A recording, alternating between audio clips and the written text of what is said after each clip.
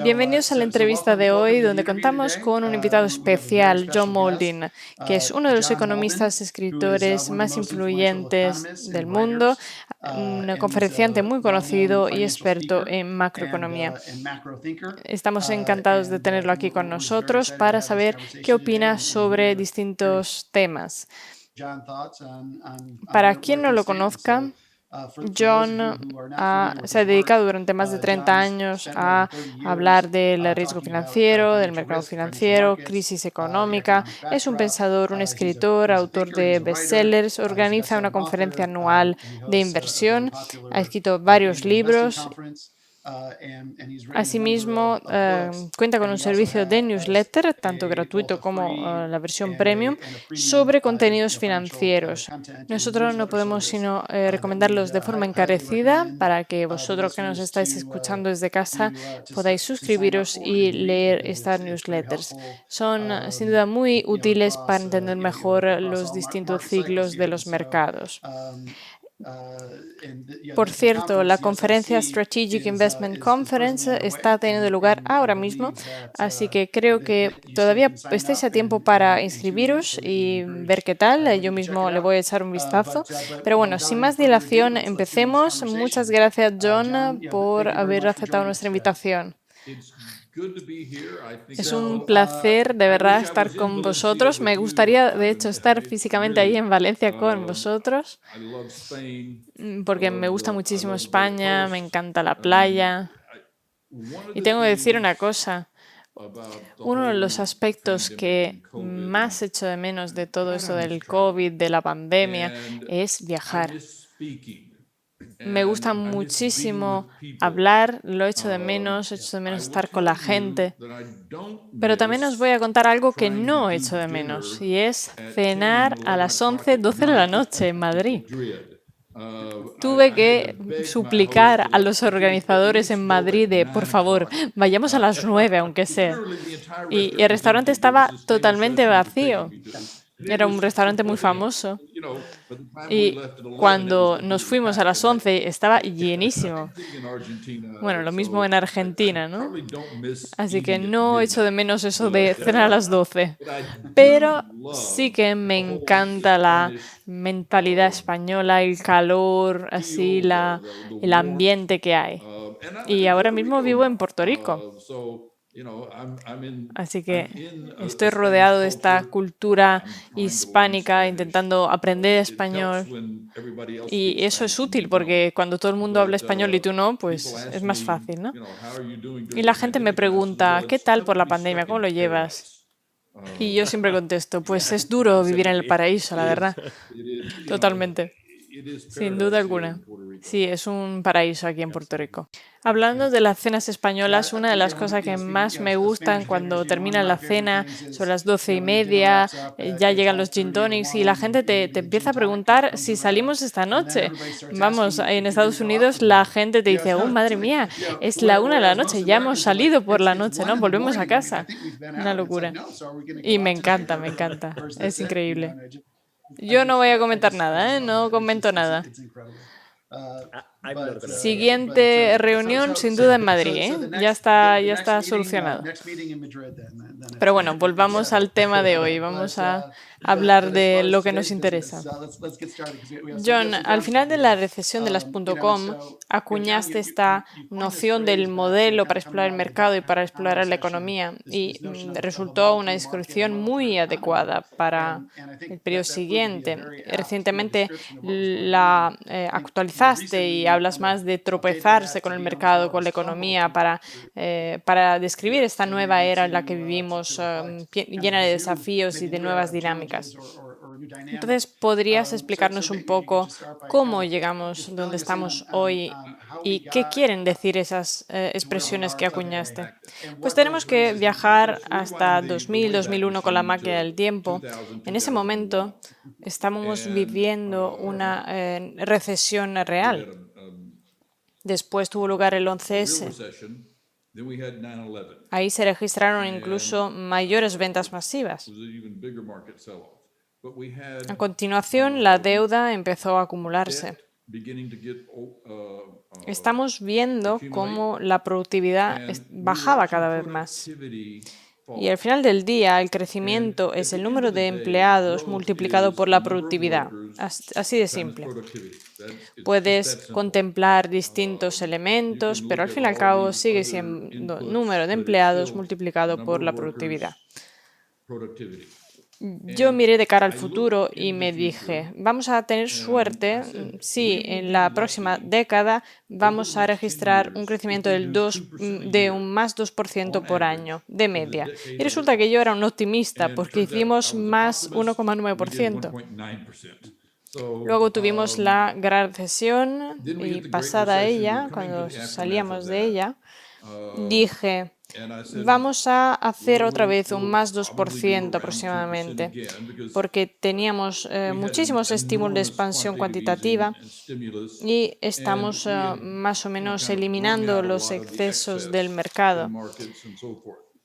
Luego hubo una tendencia alcista increíble hasta el día de hoy en que encontramos una valoración muy alta. En la economía de Estados Unidos estamos listos para parecernos cada vez más a Europa, desafortunadamente. En una situación en la que los bancos centrales intervienen cada vez para comprar cualquier cosa que resulte polémico. Eso es lo que está pasando con los bancos centrales. Y el gobierno de Estados Unidos no tiene ni siquiera la misma disciplina que los borrachos italianos. Madre mía, es que estamos gastando dinero, estamos hablando de 6 billones de dólares en exceso de deuda. Hemos gastado y pedido prestado un 30% de ese PIB total. Y la Reserva Federal, de esos 6 billones de dólares, ha tomado 6 billones. Luego podemos hablar de los planes de Biden más en detalle, pero muchos de esos planes son muy negativos para el futuro de la economía. Con todos estos estímulos, creo que el estímulo inflacionista viene del gobierno, ¿no?, de la Reserva Federal. Creo que vamos a ver una década en la que tropecemos con los problemas, como por ejemplo el gobierno, la Reserva Federal, que intenta resolver esta situación. Su intención es buena, porque ellos quieren resolver el problema, pero la forma en la que lo hacen es negativa, no es correcta. No puedes arreglar el mercado. Tú dejas que el mercado se arregle por sí solo. Te tienes que apartar, tienes que dejar que siga su flujo. Nosotros ya estamos saliendo de la recesión.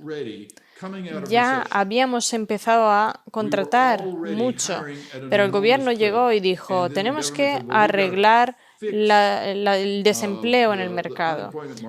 Por lo tanto, inyectaron mucho dinero en el mercado, que bueno, no está del todo mal, pero luego añadieron 6 meses más de subsidios por desempleo, junto con el subsidio por desempleo nacional, junto con coberturas sanitarias, con ayudas alimentarias, con la prohibición de desahucios, y etcétera, etcétera, etcétera. Así que estaban manipulando el mercado. Lo hacían con buenas intenciones, pero actualmente tenemos 8 millones de puestos de trabajo disponibles. Nadie quiere hacerlos porque vas a ganar más sin hacer nada. Necesitas ganar 18, 19 dólares la hora para poder compensar lo que te da el gobierno. Estamos hablando de trabajadores de bajos ingresos, lo entiendo. Sin embargo, no van a volver a trabajar hasta septiembre de este año. No les conviene. Asimismo, sé esto a través de conocidos. Mis hijos tienen unos amigos y estos chicos reciben beneficios por subsidios por desempleo y luego trabajan también en el mercado. Así que consiguen lo mejor de ambos mundos. Consiguen los cheques del gobierno y los invierten en bolsa, en criptomonedas. Ahí fuera está un mundo distinto. Considero que vamos a enfrentarnos a una década en la que nos tropezaremos porque el gobierno quiere interferir con el mercado, que es capaz de autocorregirse por sí solo. Así que no es como deberían funcionar las cosas. Esta enorme deuda que estamos generando nos va a hacer lo mismo que ha pasado en Europa. Los bancos centrales europeos dicen, no, en absoluto, esto no es el caso, pero retrasa el crecimiento. Cualquier dato que miremos lo sugiere. Cuando estamos hablando de un rango del 80, 90, 100% de relación entre deuda y PIB, está ralentizando el crecimiento, el potencial de crecimiento. Y nosotros en Estados Unidos ya estamos en el 120, 130%. En Estados Unidos, hace 7, 8 años, ya estaban esas señales de alarma sobre los niveles de deuda de Italia y de Grecia. En Estados Unidos, estamos hablando del país que tiene la divisa de reserva mundial y pasa lo mismo. Incluso si ninguno de los planes de Biden se aprobara, por si tuviera lugar algún milagro, alguna sinergia del centro izquierda y que diga, no, no podemos hacerlo, damos un paso atrás, incluso si eso pasara, añadiríamos un mínimo de 2 billones de deuda para el resto de esta década. Estamos hablando del 10% del PIB de Estados Unidos. Entonces, independientemente del país donde estéis, ¿cuál es el PIB, por ejemplo, de España? Bueno, debería haberlo mirado y apuntado, pero no lo hice. No estoy seguro. No sé si 3, 4 billones, quizás. Sí, algo por el estilo. Bueno, eso entonces significaría que vosotros gestionaréis 400.000 millones de déficit del gobierno cada año. ¿Y lo vamos a inyectar en el mercado? Pues eso va a distorsionar las cosas. Entonces la gente a pie lo va a ver bien. Va a ralentizar el crecimiento, el potencial de crecimiento. Cualquier economista, desde los de izquierda a los de derecha, de los de austríacos a los neokeynesianos, estarían de acuerdo en decir que el elixir mágico de la cura de cualquier enfermedad es el crecimiento, la productividad. Y veremos mucha productividad tecnológica, pero va a ser complicado traducirla en trabajos en ámbito de servicios. Va a ser complicado que los camareros, los recepcionistas de hotel sean más productivos a menos que lo sustituyamos con robots o con ordenadores. Eso no es positivo para el mundo del trabajo. Estamos entrando en una nueva era de cambios muy rápidos. Vamos a enfrentarnos a desafíos, como mínimo. Va a ser interesante si entiendes cómo tienen lugar esos cambios, quién los causa y cómo invertir en ellos, cómo conseguir esa pieza del puzzle en tu cartera. Miremos, por ejemplo, The Ark de Cathie Wood. Todo el mundo habla de los fondos de Ark.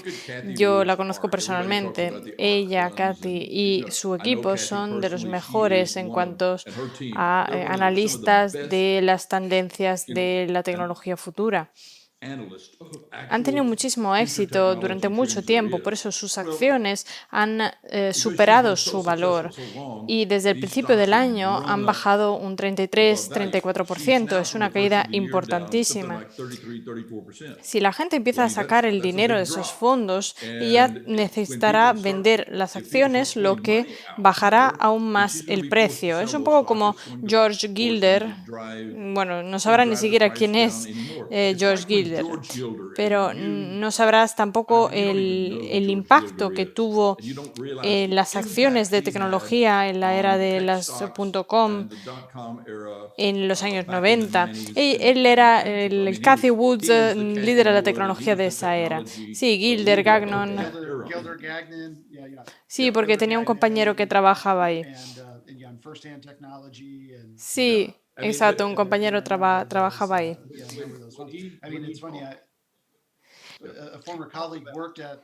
Sí, sí, cuando Gilder dijo que Qualcomm iba a ser el futuro, cuando dijo que Amazon iba a ser el futuro, tenía toda la razón. Pero los precios de las acciones superaron su valor. Qualcomm es esencial hoy todavía, sigue siendo una empresa líder de tecnología. Cisco es una de las empresas líderes en el sector de la tecnología. Sí, tiene razón. Cuando las acciones de ARK Invest bajen un 50%, nosotros tenemos algunas de las acciones de Cathie Wood High Conviction en la cartera de nuestros clientes. No muchísimas, solo algunas, simplemente así para tantear, ver qué tal. Pero si bajaran al 50% el precio respecto al precio de hace 4 meses, voy a hacer más que mojarme los pies. Si siguen bajando, yo digo que deberíamos comprar y lanzarnos a la piscina.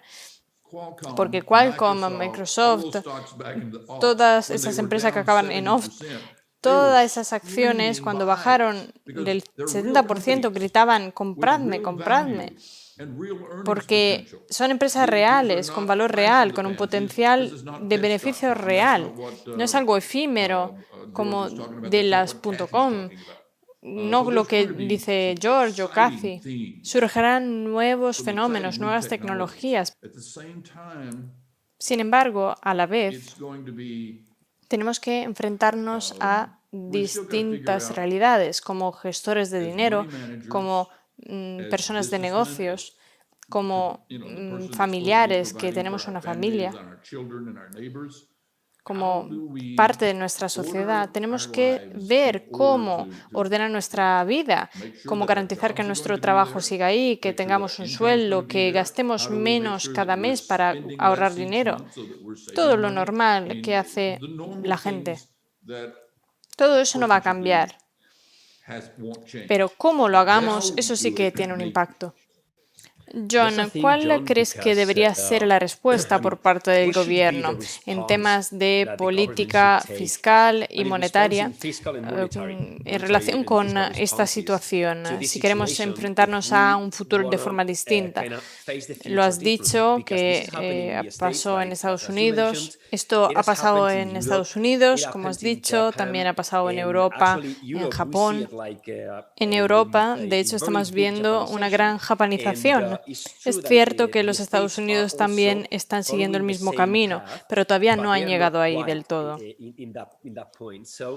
Entonces, ¿cuál crees que debería ser la respuesta fiscal y monetaria, si las hay, para contrarrestar este rumbo? Bueno, ante todo hay que considerar lo siguiente.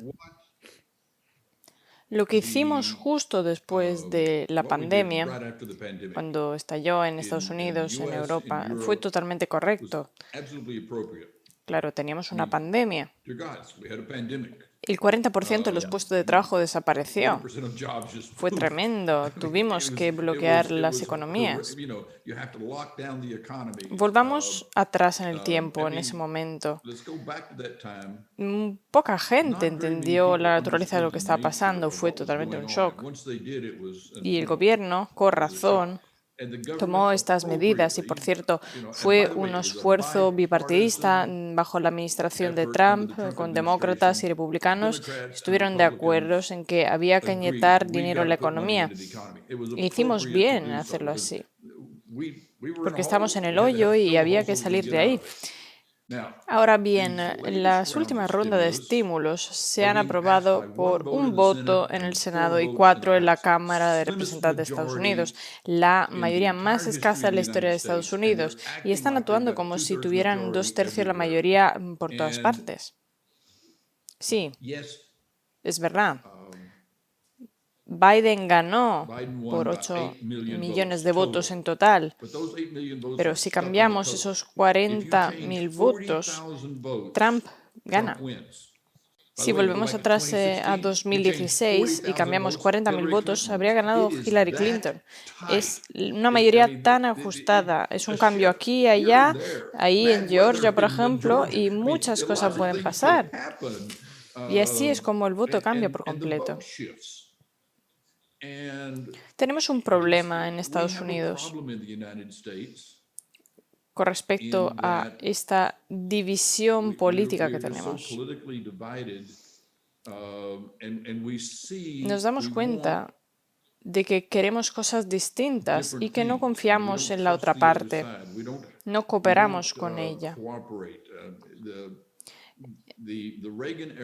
Recordemos la era de Reagan, donde Ronald Reagan de la derecha y Tip O'Neill de la extrema izquierda se sentaban juntos como descendientes irlandeses por la tarde, se juntaban y hablaban de la familia, se tomaban un scotch y se volvieron amigos, hablando de cómo poder colaborar juntos.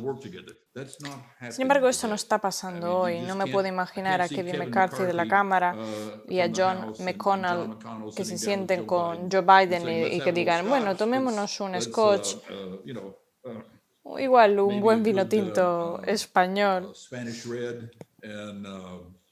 Y por cierto, aprendí cómo comprar buenos vinos españoles cuando estuve ahí en España. Simplemente tienes que mirar la etiqueta y tienes que buscar donde ponga Gran Reserva. Eso es lo que tienes que comprar. Exacto, eso es.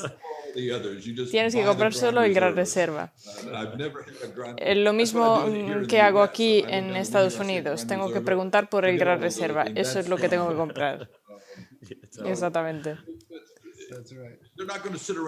No se sientan juntos para beberse ese Gran Reserva, porque no hablan entre ellos, se tiran a la cara principios. Y eso no es positivo. Porque entra otra administración, cambia todo, bloquea la situación, no hay conversación, no hay diálogo. Existe un movimiento en Estados Unidos para encontrar un término medio, pero estamos en una fase inicial de ese movimiento. Yo creo que necesitaremos dos crisis, mucho más que lo que hemos visto con la pandemia. Necesitamos una crisis financiera para que haya cooperación y eso no es positivo. Yo me he tenido que enfrentar a distintas crisis financieras a lo largo de mi carrera, 45, 50 años. No son algo divertido por el que quieres pasar. Creo que tendríamos suerte en Estados Unidos si consiguiéramos crecer un 1,5% durante la próxima década. Eso sería suerte. Sin duda no parece ser la descripción de los locos años 20, que se ha convertido en un tópico de la cultura pop. Justo nos pasa lo contrario. Sí, se ha convertido en un tópico. Sí, exacto, tenemos todo lo contrario. Por lo que sirve, estoy de acuerdo, ¿no? Estoy de acuerdo contigo. Sí, estoy de acuerdo contigo. Pensemos en el pánico que experimentamos en 1921. El presidente dijo, no vamos a hacer nada, vamos a dejar que el mercado lo resuelva. Y se arregló todo, cualquier elemento de deuda. Y lo que hicieron fue reconstruir, remodelar completamente el proceso. Y este proceso es lo que creó los locos años 20. No quedaba ningún problema, solo quedaba algo positivo de cara al futuro. Luego llegó la Primera Guerra Mundial, llegó el pánico financiero tremendo y la gente estaba lista para luego celebrarlo. Era un buen periodo el que llegó después. Hoy no pasa lo mismo. Entonces, ¿qué opinas tú? ¿Crees que la Reserva Federal tiene tanto miedo con respecto a la gente que está cerca de la jubilación? Porque todavía tienen el 65% de exposición a las acciones y van a vivir más. Y no puedes tocar su plan de pensiones pagado por las empresas.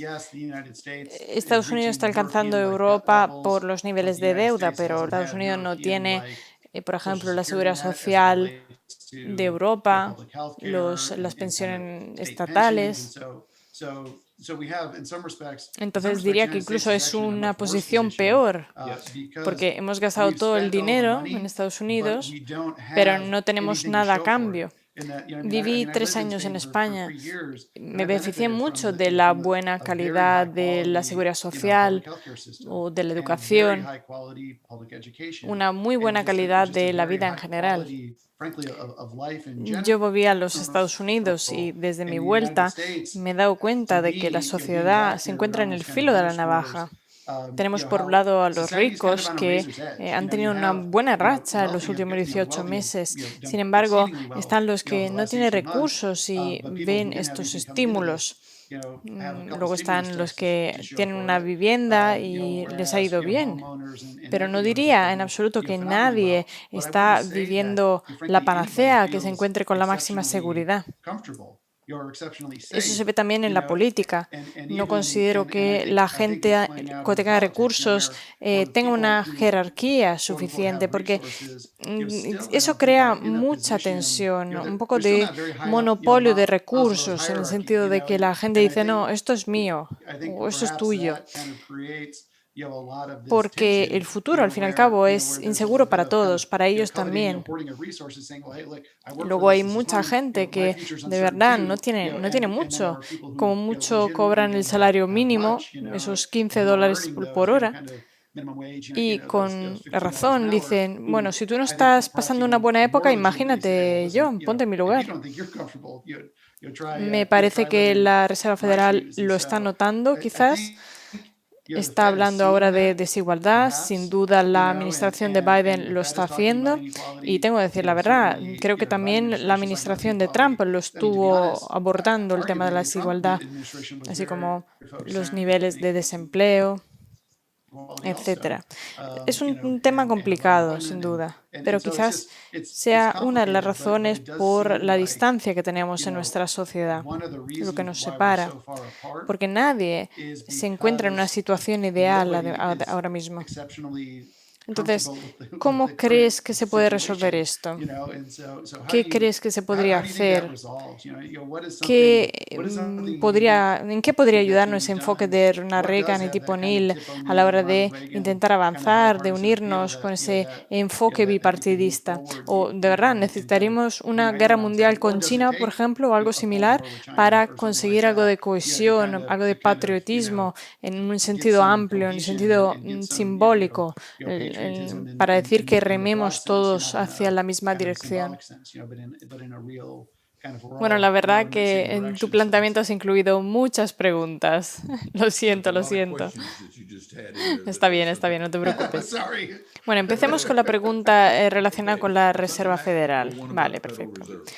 La Reserva Federal tiene dos mandatos públicos. El primero es de mantener precios estables y el segundo es establecer un marco para que haya una tasa máxima de empleo. La Reserva Federal redefinió, por así decirlo, lo que ellos consideraban como precios estables. Dicen que 2,5-3% de inflación es suficientemente estable, porque dicen es una media, por lo que estamos bien. Yo no creo que si le preguntas a alguien por la calle y le dices, van a subir los precios cada año un 3%, ¿te parece estable? No creo que esa sería la definición que escogerían, ¿a que no? La Reserva Federal, para poder alcanzar esa tasa máxima de empleo, ha dicho que van a mantener los precios bajos hasta que se llegue a ese 4% de desempleo. Es un proyecto ambicioso, un objetivo ambicioso, pero tenemos que recordar que los Estados Unidos solo han estado en esa situación 2 veces en los últimos 70 años. Una vez fue durante la guerra de Vietnam, cuando 500 personas estaban ahí en Vietnam, con lo cual no formaban parte de la fuerza laboral de esas 500.000 personas. Y así es como llegamos a ese 3,9% de desempleo. La otra ocasión fue a finales de 2019, al cierre de la administración de Trump, cuando teníamos un bajo régimen fiscal, máximas regulaciones de los estímulos. Teníamos un acelerador puesto en el crecimiento. Las tasas no eran tan bajas como antes, pero sí que eran bastante bajas de inflación. Eran buenos tiempos, a pesar de que la economía se estaba ralentizando. Tenemos que recordar, de hecho, que la economía en 2019 se estaba ralentizando. Teníamos en ese momento la mirada puesta hacia Europa, con una recesión prevista para 2020. Sí, la curva de rendimiento inverso apunta a eso, ¿no?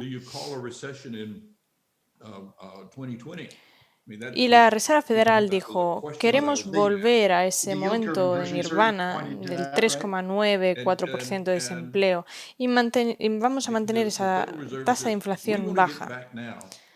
Y no entiendo la causalidad de este pensamiento.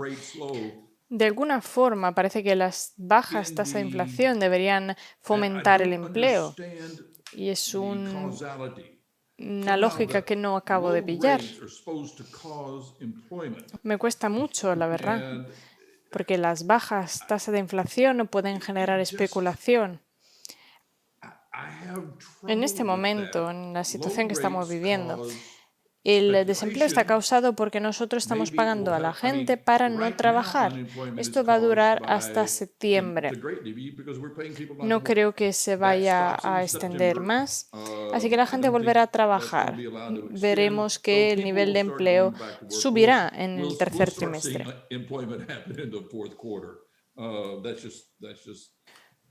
Un aspecto en el que todos coinciden, bueno, casi todos, seguro que habrá algún idiota por ahí que no esté de acuerdo. Al menos todos los economistas están de acuerdo en decir que los incentivos son importantes. Si le das a alguien un incentivo, por ejemplo, a alguien para no trabajar, sorpresa, sorpresa, no va a trabajar.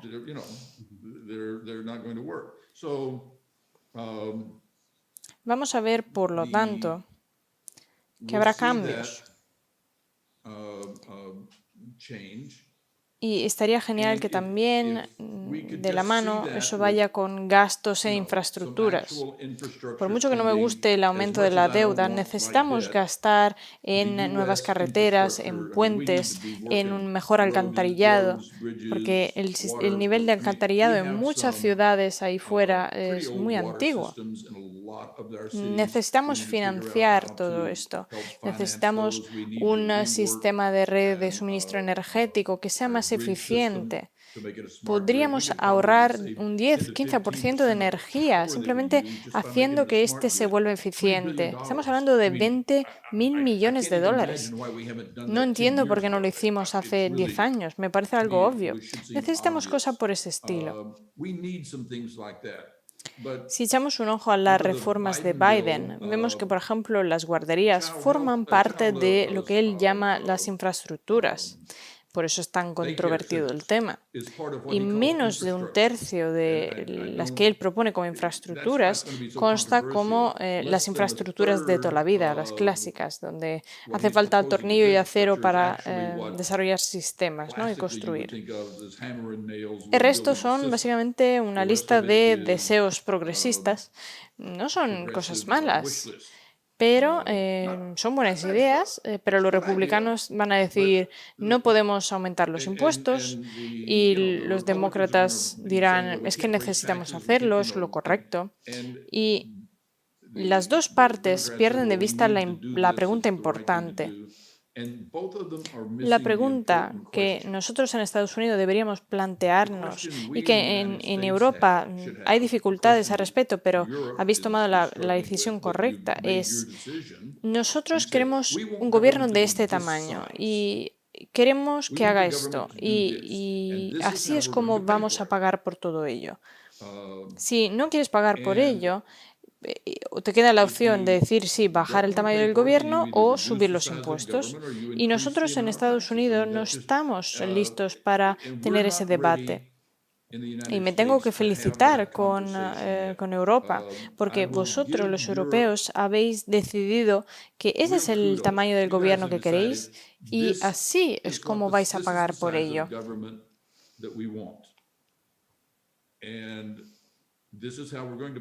Tiene un coste en términos de potencial de crecimiento pero también supone un beneficio para una sociedad más estable, una sociedad mucho más unida.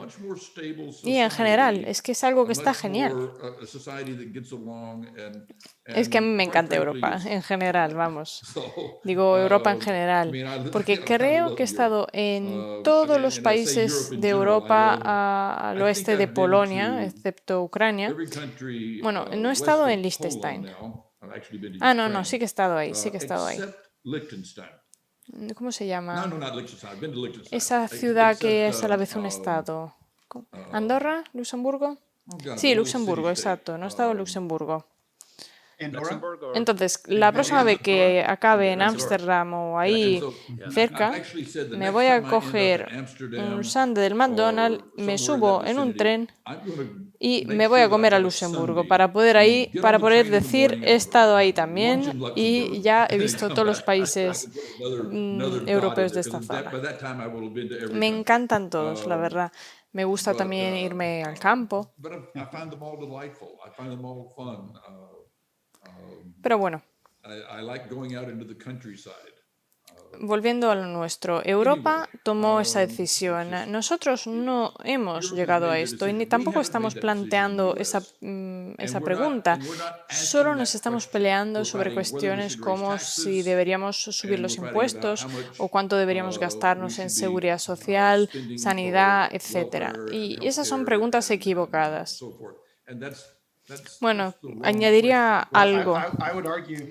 Me parece que, considerando el privilegio enorme que tiene el dólar estadounidense como divisa de reserva mundial y el hecho de que la Reserva Federal monetiza el presupuesto y la deuda, estos dos hechos han hecho que no haya necesidad de responder a esa pregunta. Pero, en mi opinión, al final sí que tocará contestarla. Lo que estamos haciendo básicamente es procrastinar ese debate. Me parece que eso está causando un aumento de la tensión en nuestra sociedad, una mayor desigualdad. Creo que esto es suficiente para la primera parte de la entrevista y luego podemos seguir hablando en la parte 2. Por supuesto, podemos volver a hablar para la segunda parte cuando queráis. Bueno, John, me queda solo una última pregunta para esta primera parte. ¿Cómo inviertes hoy? Porque has hablado de muchísimos temas, todos ellos muy relevantes de cara al desarrollo de una cartera. Por ejemplo, si consideras los elementos tecnológicos, el crecimiento previsto, muchos elementos. Y si los combinas todos en una cartera, ¿qué tipo de cartera tendrías? ¿Cómo inviertes ahora mismo? ¿Qué tipo de oportunidades estás viendo ahora? Ahora mismo lo que hacemos para nuestros clientes es lo siguiente. Nosotros organizamos dos cestas. Una cesta es la del 80%, donde tenemos las inversiones principales. Y queremos que ese 80% a lo largo de 4 o 5 años se convierta en un 100%. Es decir, que es un proyecto no muy agresivo. Tenemos pocas porciones que solo son largos. Sería en acciones de crecimiento con alta rentabilidad por dividendos. El resto serían estrategias de trading. Así es como diversificamos nuestra oferta. Tenemos mucho crédito privado. El mercado de los bonos está roto, no funciona ya. 1,5, 2% o 4% para los bonos de alto rendimiento, que quebrará al 7-8% históricamente, es una apuesta estúpida. No queremos estar ahí. Nosotros queremos un mercado de crédito privado. Hace unos 5 años era imposible.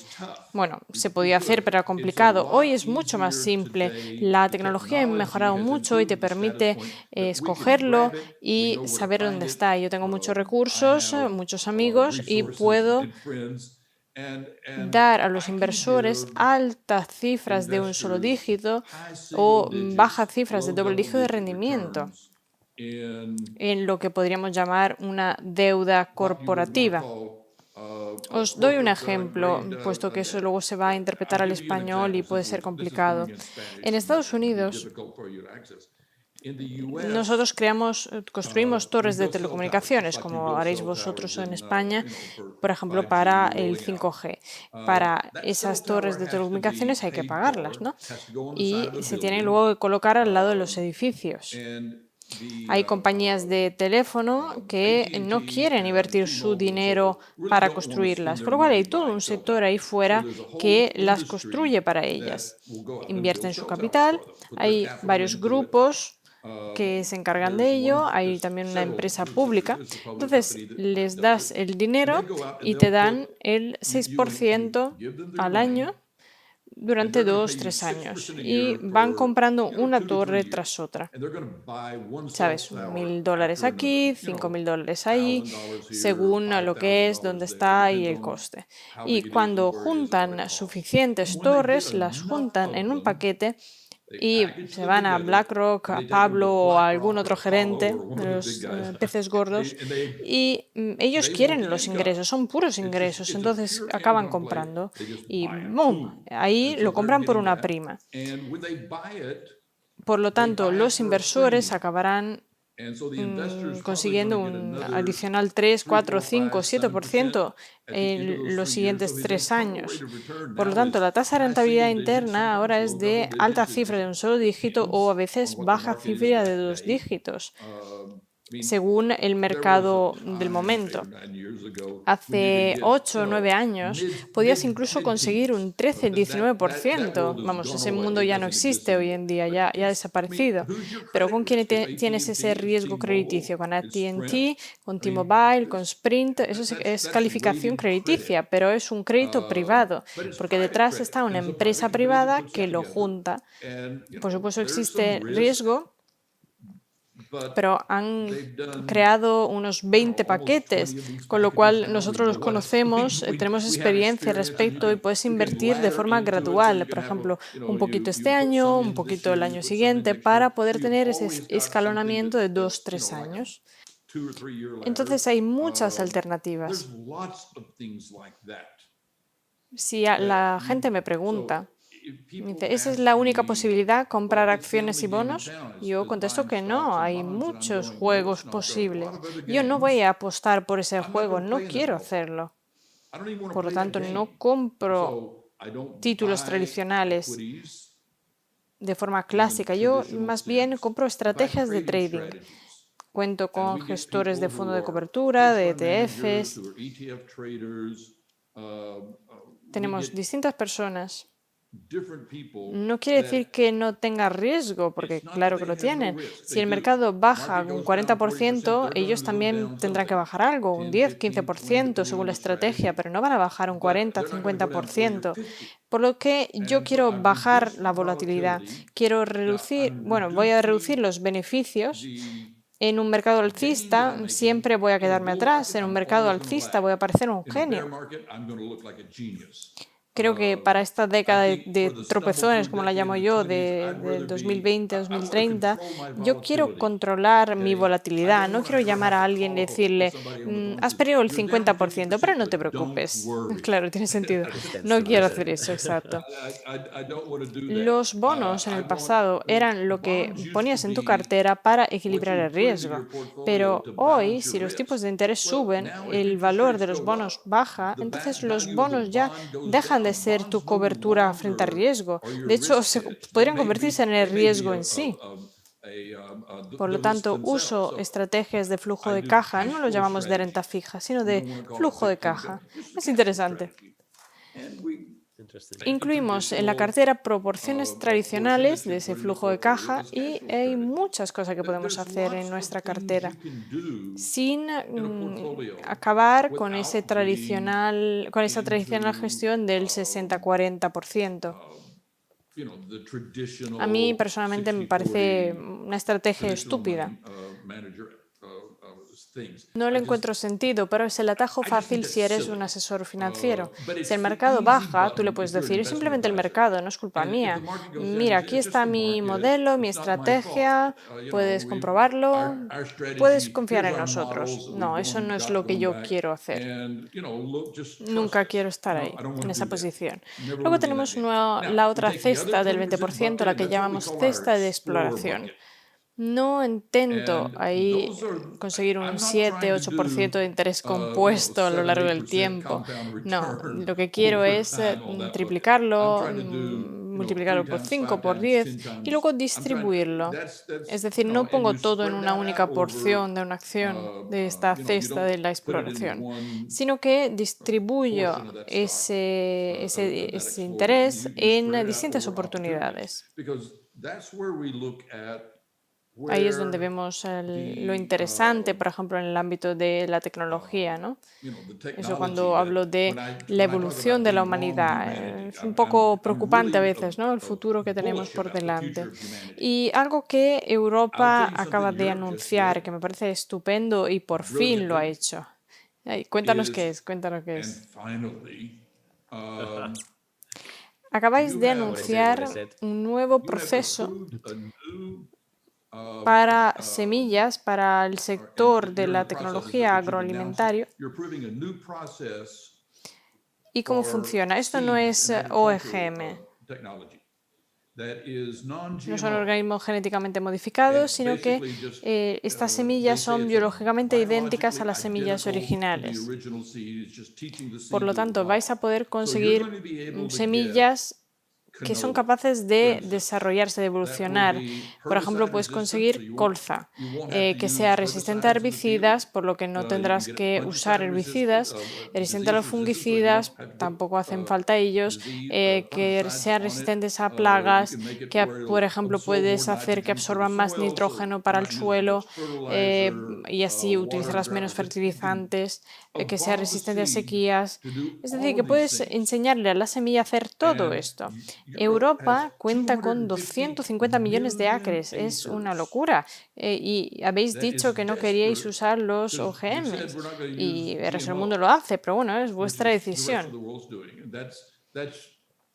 y la tenéis que seguir. Y ahora, en cambio, vais a conseguir una tecnología que posee todas las ventajas, pero no tiene ninguna desventaja, como por ejemplo la alteración de las semillas, de los virus, de los ADNs, cualquier modificación genética. Por lo tanto, el sector agrícola va a experimentar una productividad muchísimo mayor.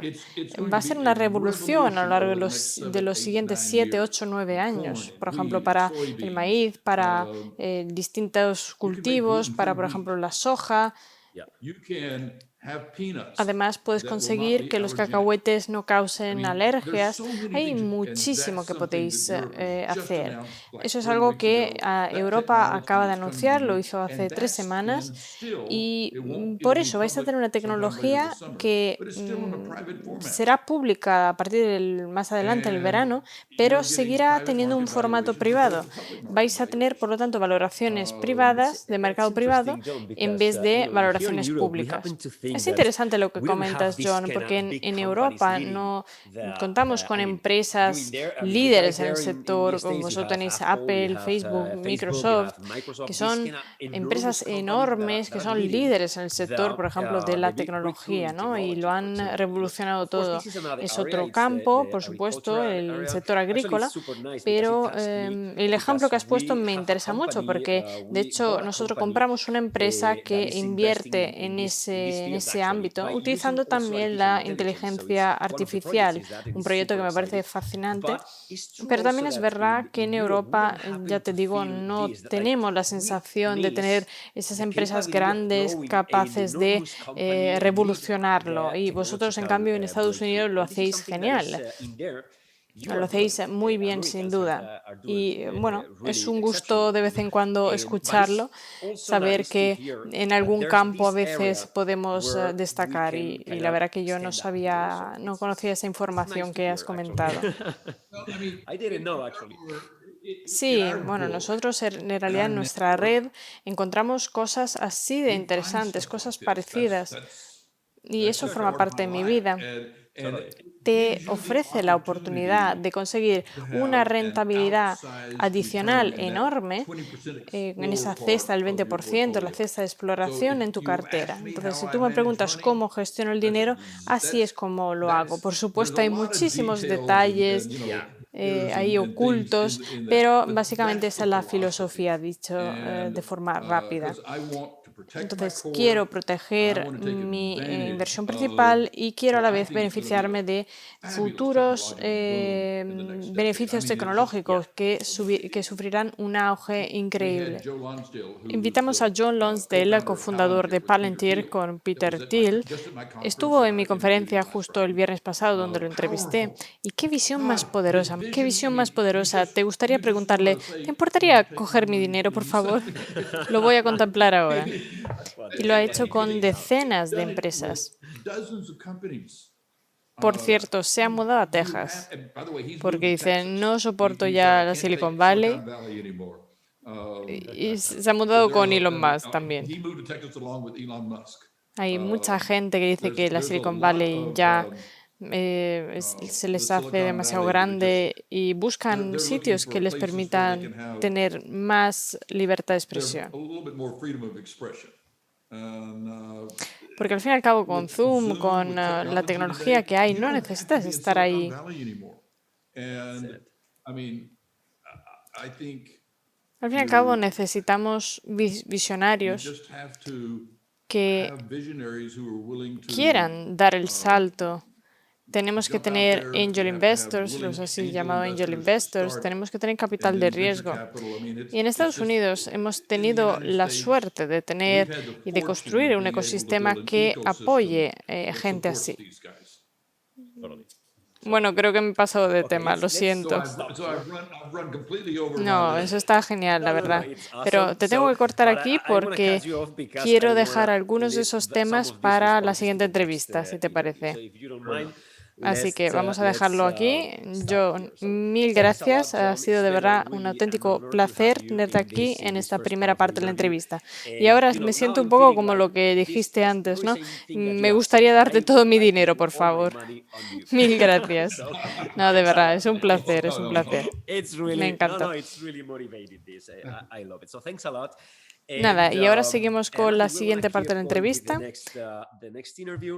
Y voy a cambiar a español ahora para decir a los usuarios y a los oyentes que muchísimas gracias por estar con nosotros. Es realmente un placer escuchar a gente como John trayéndonos su sabiduría, ¿no? O sea, realmente me apasiona esto. Acordaros que, en fin, si os gustan estas entrevistas, darnos un like, suscribiros al canal y seguiremos trabajando en esto.